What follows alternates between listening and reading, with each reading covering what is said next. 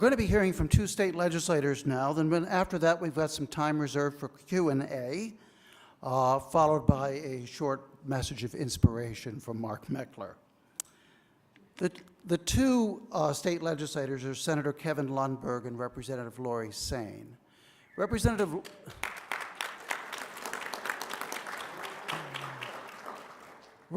Lori Saine and Senator Kevin Lumberg have both been loyal and hardworking members of the first committee that I referred to before. Representative Saine has served as a spokesman here in Colorado for the National Debt Relief Amendment, which you heard Bob promoting earlier.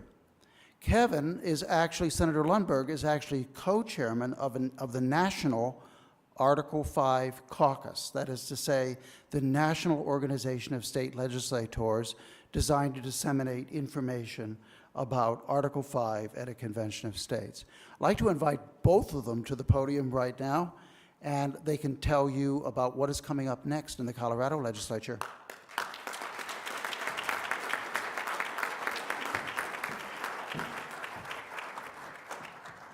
I'll grab the mic first here.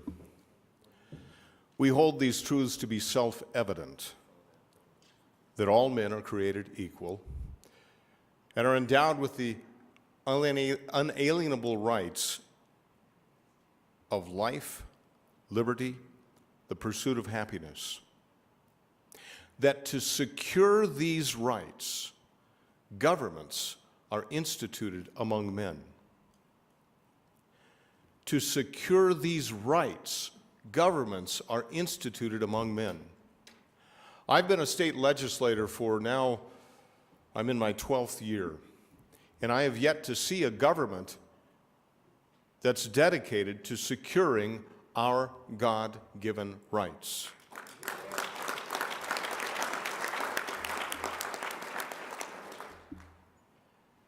Now let me tell you a little bit about federalism. You've heard that term mentioned here. Federalism is that balance of power between the federal government and the states. It's that understanding that our founding fathers put in place that government must be balanced against itself in order to limit the authority and the power and the scope and the reach of that government or governments. Now, of course, they set the different branches of government to balance at the federal level, mirrored somewhat in the states. But the real key to limitation is the states versus the federal government. That's the concept of federalism, that the states have authority, as the 10th Amendment states, beyond everything, beyond what we find enumerated in Article 1, Section 8 of the U.S. Constitution. That's the way it's supposed to work. I can tell you, as a state legislator for the last 12 years, state legislatures are nothing more than a lapdog for Congress. Take whatever subject, Obamacare, transportation, water issues. We are subject to federal rules and regulations that limit virtually every piece of legislation that comes our way.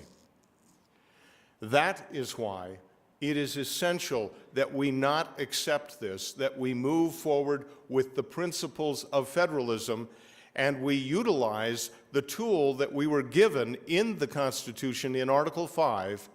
If you read Federalist Paper number 85, the final document written in that list of arguments for the Constitution, it states clearly, it's actually Alexander Hamilton who wrote it, who said this is why we put Article 5 there, in case the federal government gets out of control.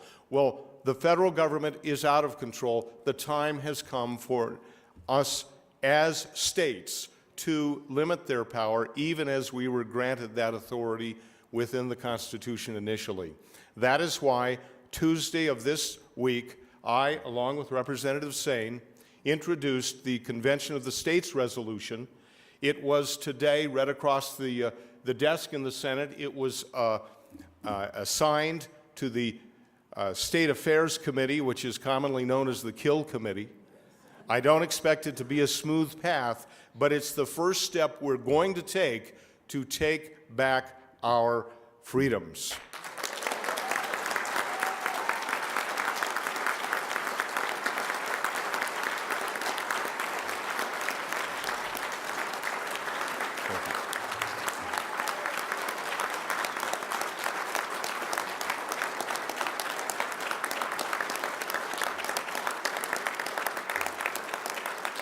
Ladies and gentlemen, let me presume that your standing ovation means you're with me. You're with us.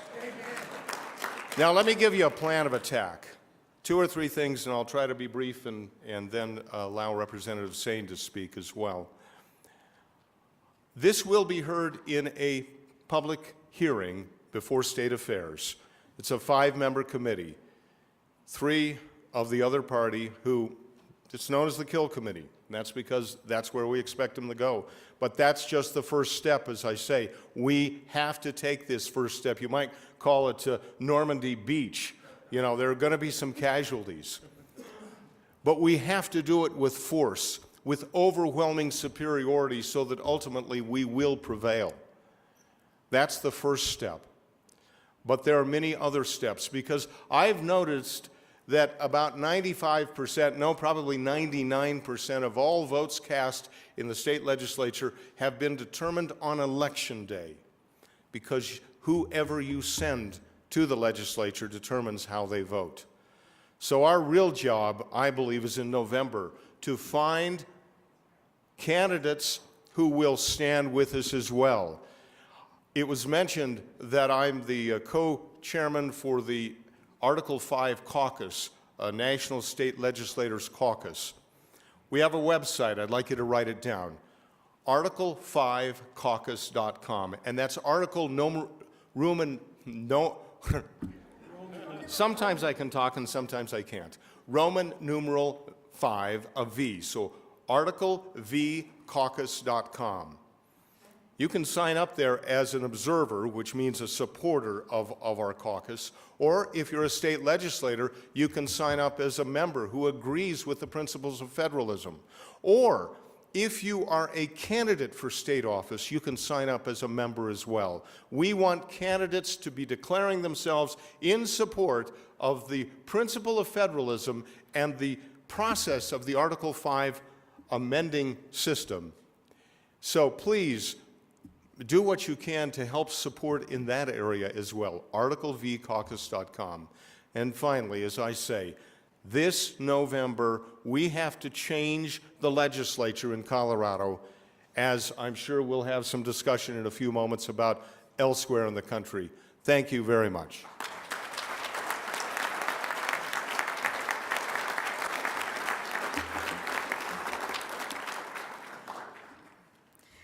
Folks, the Constitution was meant to restrict the federal government and not the states. Article 5 is not revolutionary, it is restorationary. And we have sitting with us today the Founding Fathers. These are our restorationists, these gentlemen right here, and now you are included in that movement.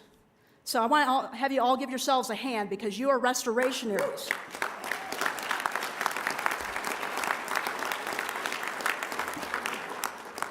Now, I'd like to ask, how many of you are constitutionalists a la carte?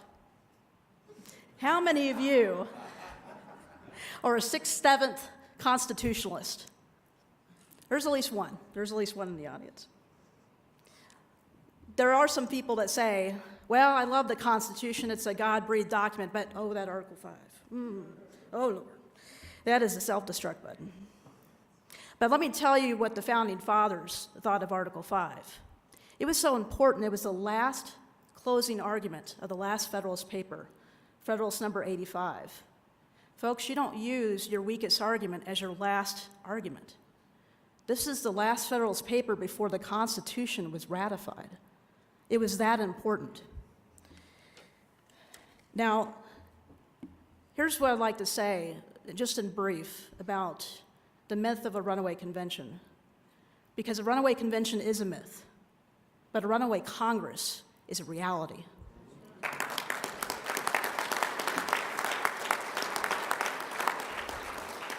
And we can tell from electing my guy, my guy's going to go to Washington and get it done. My guy's going to do it. Well, folks, we now know that Washington, D.C. will never fix Washington, D.C. They will never do it. Let me read for you just real quick that last Federalist paper, what they said. We may safely rely on the disposition of the state legislators to erect barriers against encroachment of national authority. And they took this seriously. Founding fathers often described public officials in fiduciary terms, and it was serious. This wasn't just an ideal, this is a core principle of government. And if somebody breached that trust, there was a couple measures that were used. One was impeachment, and the second was removal. So Professor Nadelson has found that since the founding era, there's been many conventions. There has been conventions before the Constitution, there's been conventions afterwards, multi-state conventions. And not one of those ran away. In fact, the commissioners may have given 5 topics, but there's always one state, one vote. And there are already 200 years of court decisions upholding Article 5. 200 years, including the SCOTUS decision, upholding the intent, the legislative intent of the Founding Fathers. And the legislative intent is important. We can read it.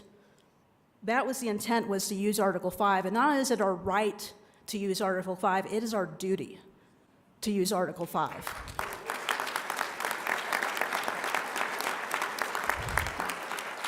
For our children and our children's children, for the kind of country we want to leave behind for them. And a lot of folks think that we have $7 trillion in debt, but that's the tip of the iceberg. It's $100 trillion in unfunded liabilities. And the National Debt Relief Amendment is mentioned several times, and I have represented that organization across the nation. It is a brainchild of restoringfreedom.org if you'd like to write that down. Some good information on there. But one of the nice things about the National Debt Relief Amendment is there are some good BBAs, and there are some BBAs that have holes big enough to have trucks roll right through them. They're filled with statutorily redefinable terms. Well, the National Debt Relief Amendment, as you heard, is 18 words. Again, those 18 words are, increasing the federal debt requires approval from a majority of the legislatures of the several states. And the word debt is used because it is all-encompassing. They can't get around it, and they can't use the Supreme Court. So essentially, this extends the power of Article 5 because now they have to come to the states, the government closest to the people, for permission to use their credit card. That is huge, folks. And if times of war or times of emergency, we can give them permission to do that. So again, I'm going to leave you with this. What kind of country do we want to leave behind? Because patriots take action. The first duty of a patriot is to be vigilant. But the second is to take action. And this was left to us by our founding fathers. It is our duty to use it because if we saw what was going on in Washington, D.C., and this is not right, we can use the power of Article 5 to restrain the federal government, which is why the Constitution was written. Thank you so much, folks.